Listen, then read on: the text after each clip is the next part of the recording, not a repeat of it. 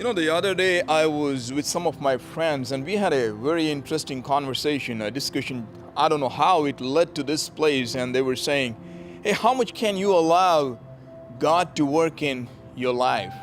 All of us have the desire that God would do something, powerful in our lives, and we always look forward to that.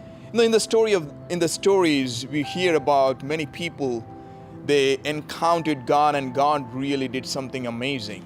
But as I was looking into the Gospel of John chapter 9, and there's a story about a blind man, but this man was born blind. And then the disciples ask about who sinned. Did he sin or his parents sin? But then Jesus talks about neither of them, nor this man nor his parents sinned, but because the work of God may be displayed.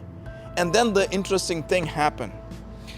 Jesus spits into the ground and makes some mud and applies in the eyes of this blind man and asks him to go to a pool called Shiloh and wash it. And this man did.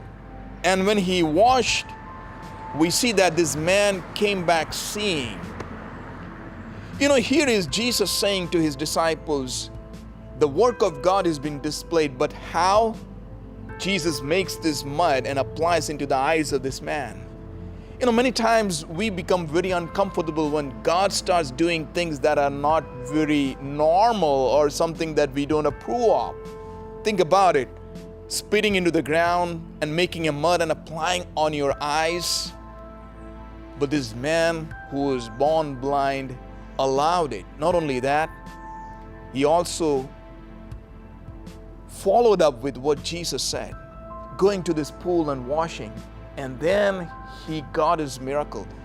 I believe many times we limit God the way we want him to work in our lives, or we say, God, not this way, but this is the acceptable way. What did Jesus say? Even being Son of God, he cried out and said, not my will, but thy will be done.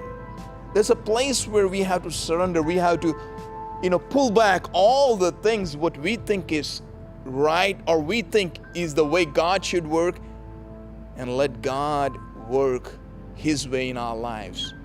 So as we were sitting together and our friends were talking about, and something really came up. One person said, I was at a place where I was completely broken and there was no hope for me. And that's the place I knelt down and asked God, do whatever you want with my life the way you want it. That's the place where we completely allow God to take control of our lives. May God bless you. May his will be done. May we be open enough to allow him to do his work. And may we wait and see his good things. Thank you.